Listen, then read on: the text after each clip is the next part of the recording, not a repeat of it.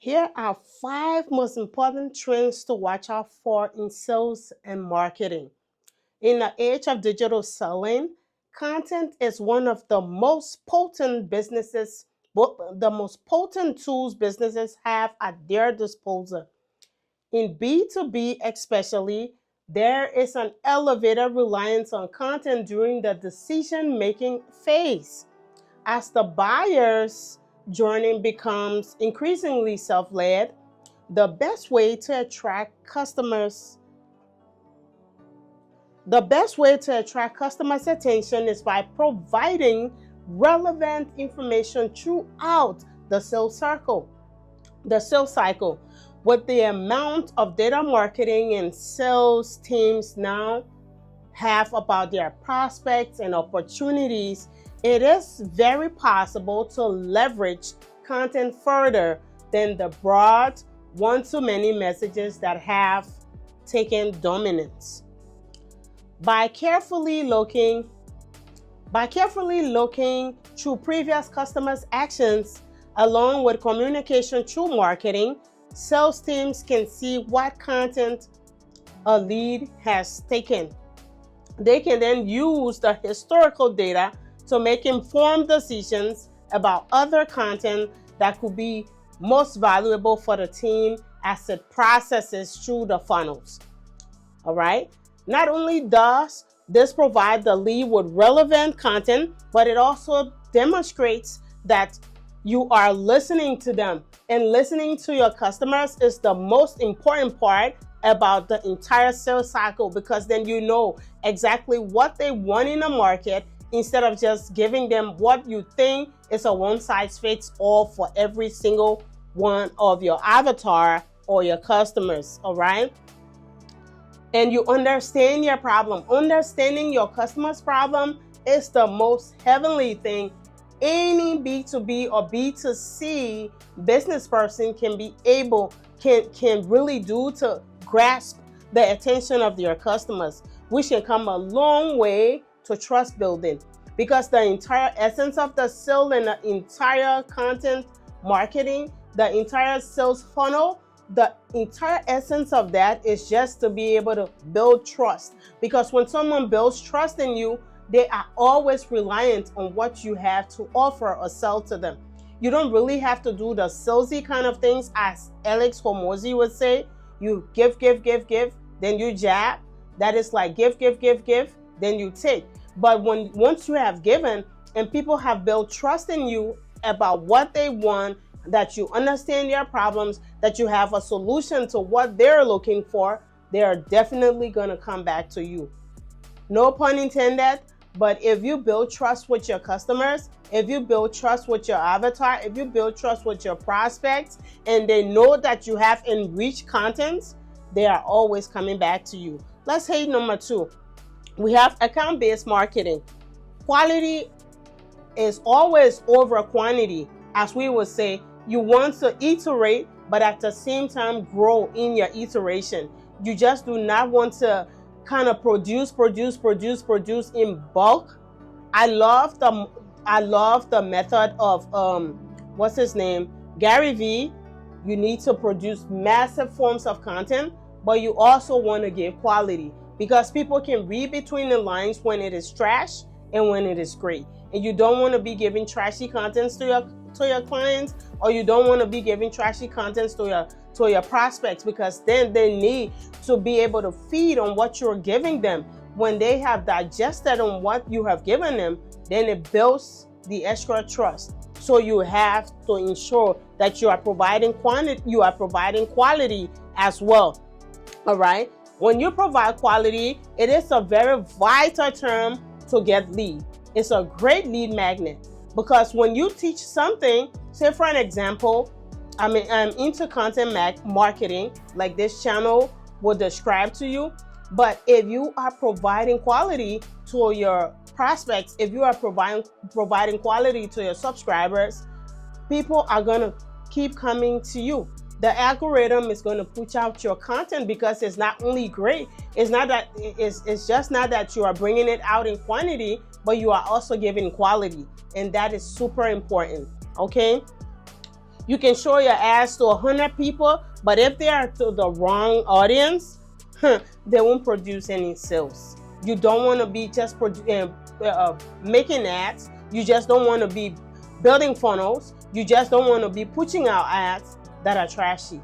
You want something that is quality. You want to have a thought. Plan it. If you think that you want to run ads or you think you want to build this funnel, don't just build it like every single person is doing.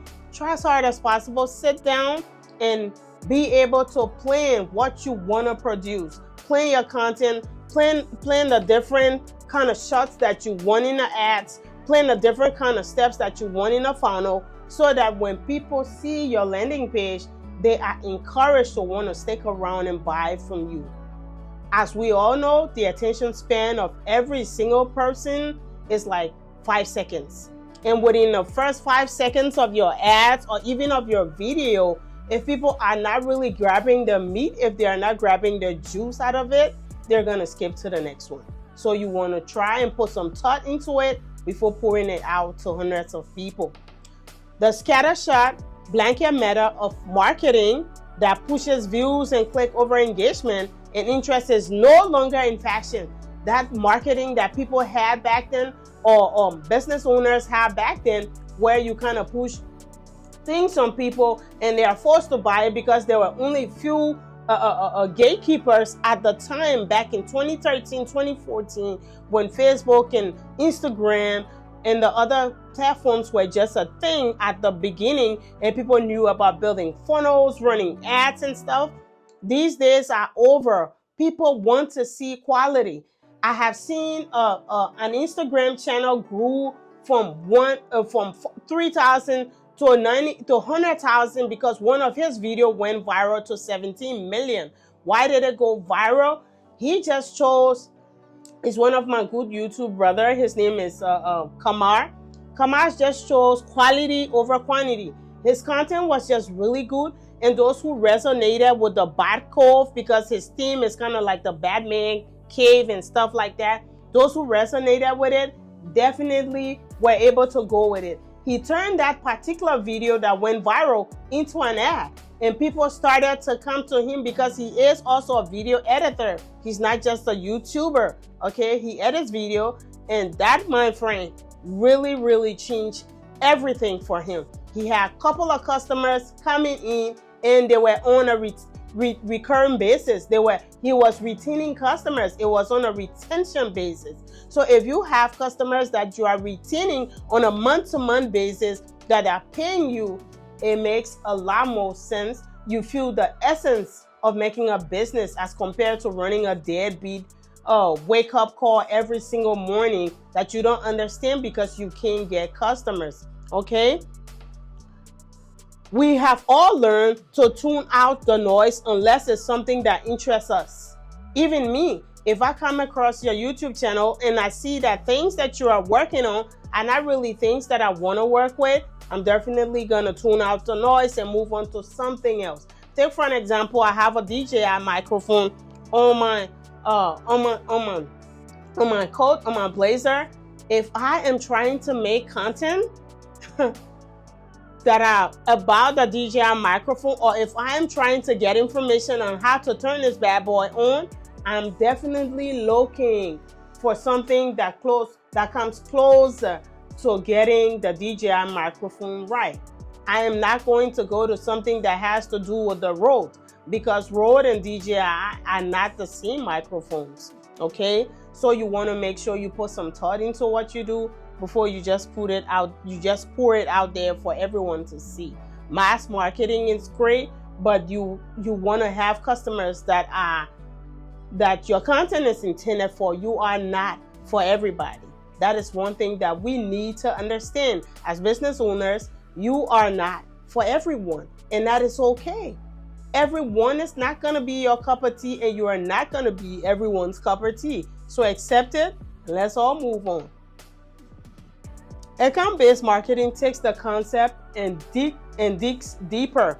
It's getting to know specific accounts and their details to craft a message that meets their specific and individual needs. It works alongside RevOps, align sales and marketing to take information from both the teams to identity the best and most likely accounts to win. So that goes to say that you want to tune your message. You want to make sure that it's specific and it's hitting the right avatar. You just don't want to throw things out there and say whichever one sticks to the wall, that's what we're going to move with. You don't want to do that. Okay? Let's hit our buyer's experience. A lot of us, sometimes we buy our stuff. Say, for an example, we shop at Nordstrom's, we went to Missy, a physical store to buy. Once you kind of opt in for an email receipt, what's going to happen is Missy's or Nordstrom's, for an example, Lululemon, they're definitely coming to you.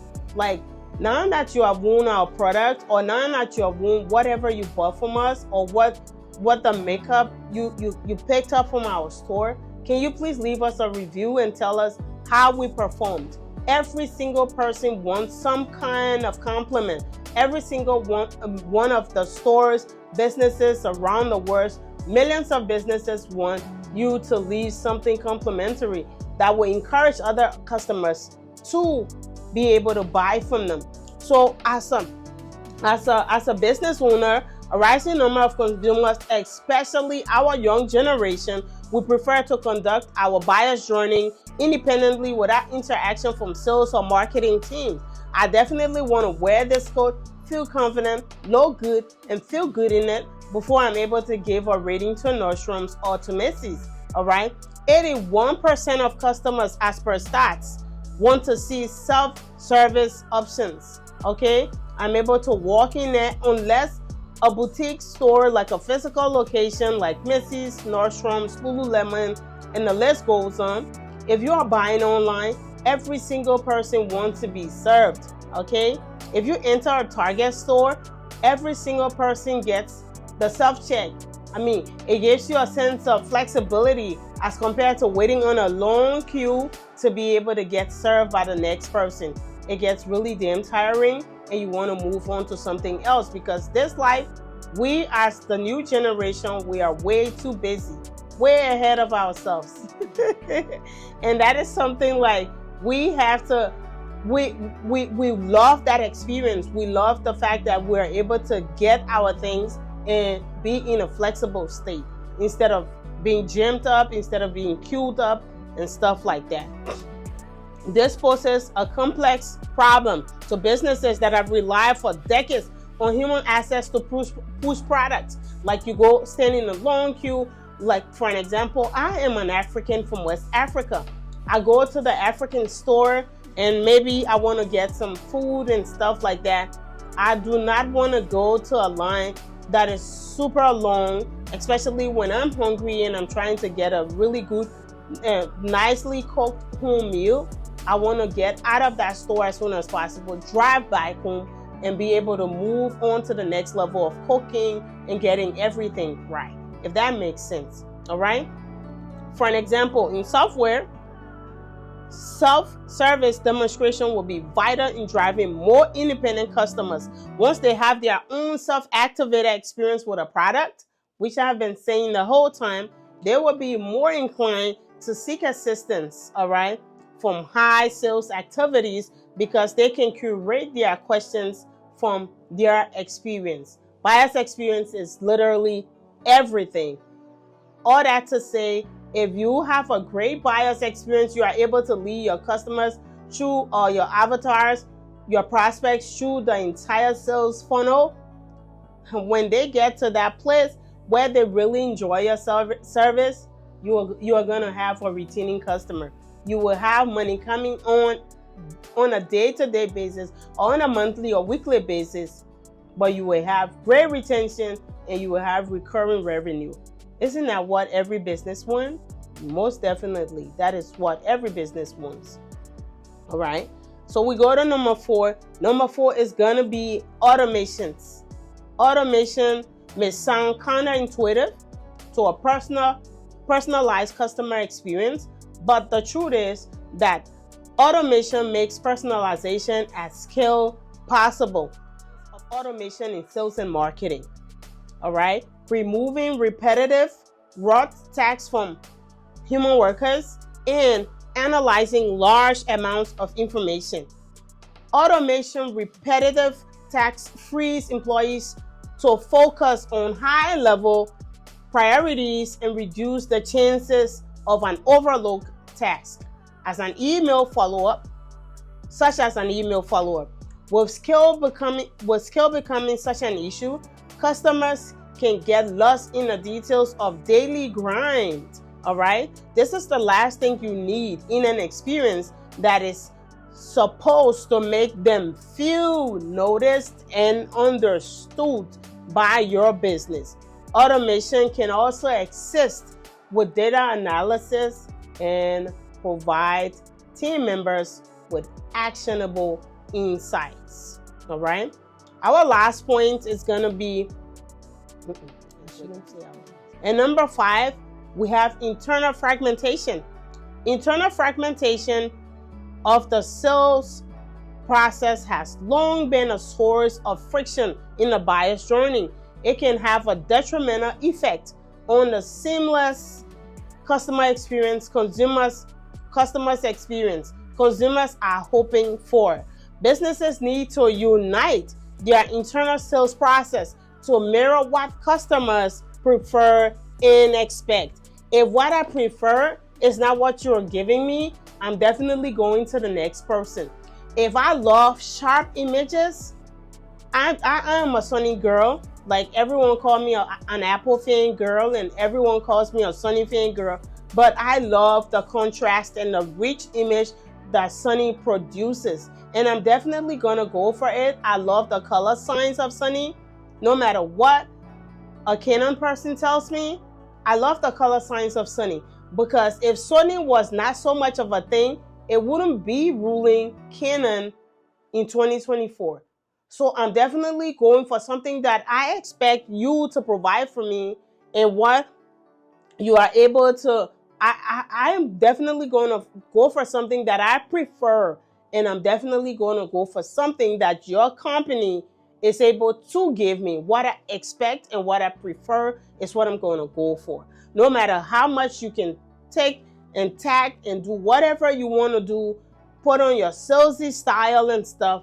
If that product is not something that I prefer and it's not the quality that I expect, I'm definitely going to pass on. Okay? One of the ways they can do this, or all businesses can do this, is through their revenue operation. This business model knocks down silos and gets everyone working toward the same goal, revenue. And since revenue is tied closely to customer purchases, it often translates into uniting behind the customer's experience.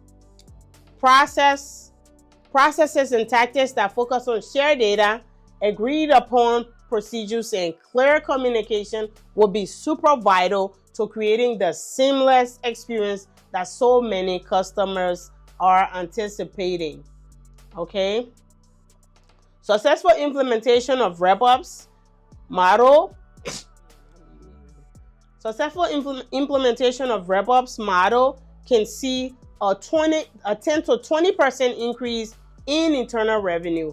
If you have made it to the video this far, I want to say, if you are looking for a content marketing strategy that hits all boxes or checks all your boxes, watch the next video. Until the next time, I see you in the next one.